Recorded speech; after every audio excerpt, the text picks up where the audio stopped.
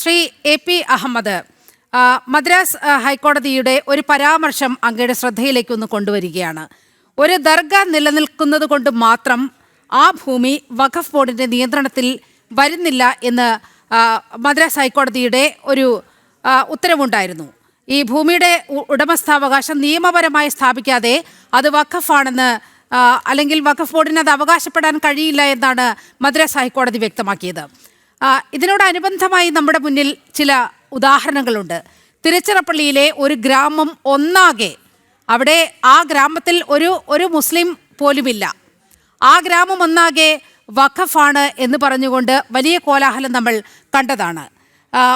അതുപോലെ തിരുപ്രംകുണ്ട്രത്ത് ഈ മദ്രാസ് ഹൈക്കോടതി പറഞ്ഞ കേസിനോട് അനുബന്ധമായി നിൽക്കുന്ന കാര്യമാണ്.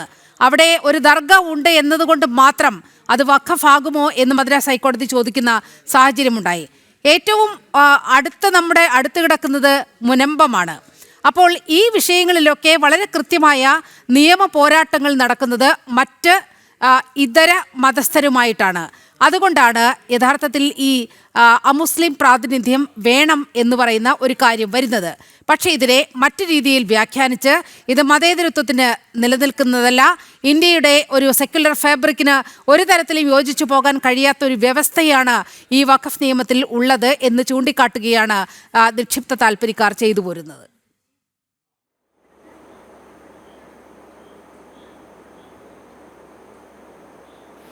തീർച്ചയായിട്ടും ഇപ്പോൾ ഇന്ത്യയിലെ വഖഫ് പ്രോപ്പർട്ടിയിൽ കയ്യേറ്റങ്ങൾ ഉണ്ടായിട്ടില്ല എന്ന് ആരെങ്കിലും പറയുമോ? ആരും പറയുന്നില്ല. ഞാൻ മനസ്സിലാക്കിയെടുത്തോളം ഈ കേസിൽ കക്ഷി ചേർന്ന ഇന്ത്യയിലെ എല്ലാ മുസ്ലിം സംഘടനകളും ആവർത്തിച്ച് പറഞ്ഞിട്ടുള്ളതാണ് വഖഫ് പ്രോപ്പർട്ടി വലിയ തോതിൽ കയ്യേറിപ്പോയിട്ടുണ്ട് എന്ന് പറഞ്ഞാൽ അതിൻ്റെ അർത്ഥം അടിസ്ഥാനപരമായ രേഖകൾക്ക് വിരുദ്ധമായി പലരും കൈവശം വെച്ചിട്ടുണ്ട്. അത് യഥാർത്ഥ വഖഫ് ഭൂമി നഷ്ടപ്പെട്ടിട്ടുണ്ടാകും, വഖഫ് ഭൂമി അല്ലാത്തത് വഖഫാണ് എന്ന് അവകാശപ്പെടുന്നുണ്ടാവും. അതുണ്ട് എന്നത് യാഥാർത്ഥ്യമാണ്. ഇനിയിപ്പോൾ ഈ ചർച്ചയിൽ പങ്കെടുത്ത ശ്രീ ഹാഷിം തളിപ്പറമ്പിനടുത്തുള്ള ഒരാളാണ് എന്നാണ് അദ്ദേഹം പറഞ്ഞല്ലോ. അങ്ങനെയാണെങ്കിൽ തളിപ്പറമ്പിലെ വഖഫ് പ്രോപ്പർട്ടി ആരാണ് കൈയേറിയുന്നത് എന്ന് ഹാഷിമിന് നന്നായിട്ട് അറിയാമല്ലോ. അതുകൊണ്ട് മാത്രമല്ല, ജസ്റ്റിസ് നിസാർ കമ്മിറ്റിയെ നിയമിച്ചിരുന്നത് സാക്ഷാൽ സഖാവ് VS അച്യുതാനന്ദനായിരുന്നല്ലോ. അദ്ദേഹം നിയമിച്ച ജസ്റ്റിസ് നിസാർ കമ്മിറ്റി റിപ്പോർട്ട് എത്ര ക്രമക്കേടുകളാണ് വഖഫ് സ്വത്തിന്മേൽ നടന്ന കയ്യേറ്റങ്ങളെക്കുറിച്ച് എണ്ണി പറഞ്ഞത്. ശ്രീ ഹാഷിമിന് നന്നായിട്ട് അറിയാമായിരിക്കുമല്ലോ. ശ്രീ MC മൈൻ ഹാജിയും അഡ്വക്കേറ്റ് PV സൈനുദ്ദീനും ഒക്കെ വഖഫ് ബോർഡിന്റെ മെമ്പർമാരായിരിക്കുമ്പോൾ ഒക്കെ സാത്വികന്മാരായി വഖഫ് പ്രോപ്പർട്ടി ദൈവത്തിന്റെ സ്വത്ത് വിശ്വാസികൾ ദൈവത്തിന് കൊടുത്തതാണല്ലോ എന്ന വിശുദ്ധിയോടെയാണോ കൈകാര്യം ചെയ്തത്? തളിപ്പറമ്പിലെ സർ സയ്യിദ് കോളേജ് എങ്ങനെയാണ് വഖഫ് പ്രോപ്പർട്ടി ഉപയോഗിച്ചത്? ഒക്കെ ഞാൻ പറയുന്നത് ഈ ചർച്ചയിൽ പങ്കെടുക്കുന്ന ഹാഷിം ഉൾപ്പെടെയുള്ള എല്ലാവർക്കും അറിയാവുന്നതാണ്. അതുകൊണ്ട് വഖഫ് പ്രോപ്പർട്ടിയിൽ ധാരാളമായ ക്രമക്കേടുകൾ നടന്നിട്ടുണ്ട് എന്ന കാര്യത്തിൽ ഒരു തർക്കവുമില്ല. അതുകൊണ്ട് ഇങ്ങനെ ഒരു നിയമം അനിവാര്യമാണ് എന്നാണ് ഞങ്ങളൊക്കെ അന്നേ പറഞ്ഞത്. ഒരു പ്രധാനപ്പെട്ട കാര്യം അതാണ്.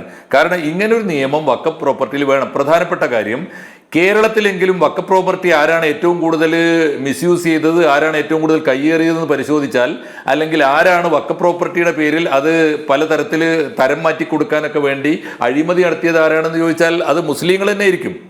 സത്യത്തിൽ വഖഫ് ബോർഡിന്റെ ഇരകളിൽ കേരളത്തിലെങ്കിലും നല്ലൊരു ശതമാനം മുസ്ലിങ്ങളാണ്. അതുകൊണ്ട് വഖഫ് ഭേദഗതി നിയമം അനിവാര്യമാണ് എന്നും പറഞ്ഞ കൂട്ടത്തിലാണ് ഞങ്ങളൊക്കെ. പ്രധാനപ്പെട്ട ഒരു കാര്യം ശ്രീ ഹാഷിം ഉൾപ്പെടെയുള്ളവർ ഓർത്തിരിക്കേണ്ട ഒരു കാര്യമുണ്ട്. നമ്മൾ ദേശീയ തലത്തിൽ ഒരു ഡിബേറ്റ് നടന്നു. വഖഫ് ഭേദഗതി ബില്ല് കോൺഗ്രസ് ഗവൺമെന്റിന്റെ കാലത്ത് കൊണ്ടുവന്ന ഭേദഗതിയിൽ നിന്ന് വ്യത്യസ്തമായി മൗലികമായ ഭേദഗതികൾ നിർദ്ദേശിക്കുന്ന ഒരു ബില്ല് BJP ഗവൺമെന്റ് കൊണ്ടുവന്നു. ആ ബില്ല് വേണമോ വേണ്ടയോ എന്ന നാഷണൽ ഡിബേറ്റ് നടക്കുമ്പോൾ ഡിബേറ്റിൽ പങ്കെടുത്തൊക്കെ ശരിയാ. സഖാവ് പിണറായി വിജയൻ ഇന്ന് പത്രസമ്മേളനം നടത്തിയിട്ട് പറയുന്നത് കേട്ടു, KC വേണുഗോപാൽ ഉൾപ്പെടെയുള്ളവർ ഈ ബില്ലിനെതിരായിട്ട് പാർലമെന്റിൽ സംസാരിച്ചതാണ്. ശരിയാണ് സർ, അന്ന് ബില്ലിനെ കുറിച്ച് ഡിസ്കഷൻ നടക്കുന്ന സമയമാണ്. അന്ന് ബില്ലാണ്, ആക്ട് അല്ല.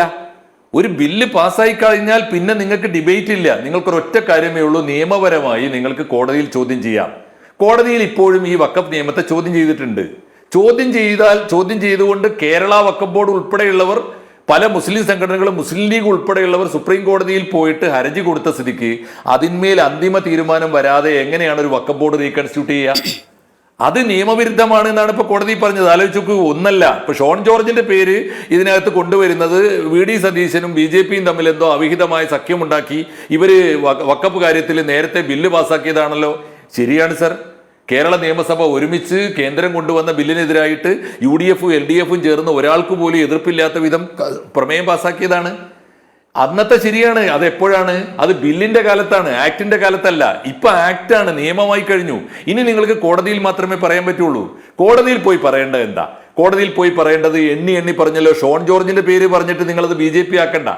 ഒരു കക്ഷിയിലും പെടാത്ത ഒരാളാണ് സ്റ്റാലിൻ ദേവൻ. സ്റ്റാലിൻ ദേവന് ആണ് ശക്തിയുക്തം വാദിച്ചിരിക്കുന്നത്. നിലവിലുള്ള KSAMSA ചെയർമാനായിട്ടുള്ള വഖഫ് ബോർഡ് നിയമവിരുദ്ധമാണ്. അത് അപൂർണമാണെന്ന് മാത്രമല്ല, 4-5 കാരണങ്ങൾ എണ്ണി എണ്ണി പറഞ്ഞല്ലോ. അമുസ്ലിം അംഗങ്ങളില്ല. ഈ നേരത്തെ പറഞ്ഞ പോലെ MLA-യുടെ പ്രതിനിധി നിലവിലുള്ള MLA അല്ല. അതുപോലെ തന്നെ സർക്കാരിന്റെ പ്രതിനിധി റവന്യൂ വകുപ്പ് ജീവനക്കാരനല്ല. ഇങ്ങനെ എണ്ണി എണ്ണി പറഞ്ഞല്ലോ. മാത്രമല്ല ബാർ കൗൺസിലിന്റെ മെമ്പർ ഇല്ല. ഇതൊക്കെ നിയമവിരുദ്ധമാണെന്നേ. നിയമവിരുദ്ധമായി രാജ്യം പാസാക്കിയ 2025 രാജ്യം പാസാക്കിയ ഒരു നിയമത്തിൽ അനുശാസിക്കുന്ന ക്ലോസുകൾക്ക് ചട്ടങ്ങൾക്കും വിരുദ്ധമായി ഒരു തിരക്കിട്ട് ഈ കഴിഞ്ഞ ഫെബ്രുവരി മാസത്തിൽ ഒരു വഖഫ് ബോർഡ് റീകൺസ്റ്റിറ്റ്യൂട്ട് ചെയ്തിട്ട് ഇത് ശരിയാണോ, ഇത് നിയമവിരുദ്ധമല്ലേ എന്ന് ബഹുമാനപ്പെട്ട ഹൈക്കോടതി ചോദിക്കുമ്പോൾ എന്റെ വാദം അതാണ്. ഇന്ന് ഭരിക്കുന്നത് സാക്ഷാൽ പിണറായി വിജയൻ. ഇപ്പൊ INL ഉൾപ്പെടെയുള്ള മന്ത്രിമാര്, ദേവർകോവിൽ ഉൾപ്പെടെയുള്ള മന്ത്രിമാർ ഉണ്ടായിരുന്നെങ്കിൽ പോലും നിങ്ങൾക്ക് കേരള ഹൈക്കോടതിയിൽ പോയിട്ട് നിയമവിരുദ്ധം അല്ല എന്ന് പറയാൻ പറ്റില്ല. നിയമവിരുദ്ധമാണ്. ബഹുമാനപ്പെട്ട ഹൈക്കോടതി പറഞ്ഞോളൂ, ഞങ്ങൾ ആവശ്യമായ ഭേദഗതി വരുത്തിക്കൊള്ളാം എന്നാണ് സതീശൻ പറഞ്ഞത്. അതേ പറയാൻ പറ്റുള്ളൂ. കാരണം പണ്ട് പറഞ്ഞത് ഇപ്പൊ പറയാൻ പറ്റില്ല. ബില്ലുള്ള കാലത്താണ് അതിനെ എതിർത്തത്, ആക്ടായ കാലത്ത് എതിർക്കാൻ പറ്റില്ല. ഇനി രണ്ടാമത്തെ കാര്യം, ഇവിടെ പ്രധാനപ്പെട്ട ഒരു ചർച്ച വന്നല്ലോ, ശ്രീ പത്മനാഭൻ സാറും ഹാഷിമും ഒക്കെ. ഞാൻ ചോദിക്കുന്നത്, ഇതില് ഒരു വഖഫ് ബോർഡില് ഇന്ത്യയിൽ 29 വഖഫ് ബോർഡുകളുണ്ട്. സെൻട്രൽ വഖഫ് ബോർഡ് ഉൾപ്പെടെ എല്ലാ സ്റ്റേറ്റുകൾക്കും വഖഫ് ബോർഡ്, യൂണിയൻ ടെറിട്ടറിക്ക് വഖഫ് ബോർഡ് ഉണ്ട്. ഈ വഖഫ് ബോർഡിൽ ഈ അമുസ്ലിം അംഗങ്ങളാകാമോ എന്നാണ് ഇപ്പോൾ ഒരു പ്രധാനപ്പെട്ട ചർച്ച. സത്യത്തിൽ അത് തീരുമാനിക്കേണ്ടത് ഇപ്പോൾ കോടതിയുടെ മുമ്പിലാണ്. കോടതിയാണ് അന്തിമമായിട്ട് അത് പറയേണ്ടത്. പക്ഷെ എൻ്റെ വ്യക്തിപരമായി ഇത്തരം കാര്യങ്ങൾ നിരീക്ഷിക്കുന്ന ഒരാളെന്ന നിലക്ക് ഞാൻ വഖഫ് ബോർഡിൽ വന്നിട്ടുള്ള, എനിക്ക് നേരിട്ടറിയാവുന്ന, ഞങ്ങളെ മലപ്പുറം ജില്ലയിലും പരിസരത്തുമൊക്കെയുള്ള ധാരാളം വഖഫ് കേസുകൾ പലപ്പോഴും പ്രധാനപ്പെട്ട ഒരു കാര്യമുണ്ട്. വഖഫ് സ്വത്ത് കൊടുക്കുന്നത്, വഖഫ് സ്വത്ത് ദാനം ചെയ്തത് അല്ലെങ്കിൽ വഖഫ് ചെയ്തത് ഒരു മുസ്ലിം പ്രധാനപ്പെട്ട സുന്നികളാണ്. പലപ്പോഴും വഖഫ് ദാനം ചെയ്യുന്നത്, പലപ്പോഴും അത് കയ്യേറുന്നതും അല്ലെങ്കിൽ അതുമായിട്ട് തർക്കം ഉന്നയിക്കുന്നതും മറ്റൊരു മുസ്ലിം സംഘടനയായിരിക്കും. വഖഫ് ബോർഡിൽ ഇരുന്നുകൊണ്ട് കാര്യങ്ങൾ തീരുമാനിക്കുന്നത് മറ്റൊരു മുസ്ലിം സംഘടനയായിരിക്കും. അതുകൊണ്ട് മുസ്ലിം സംഘടനകൾക്കിടയിലുള്ള തർക്കം തീർക്കാൻ പോലും വഖഫ് ബോർഡിനകത്ത് 1-2 അമുസ്ലിങ്ങൾ ഉണ്ടാകുന്നത് നല്ലതാണ്.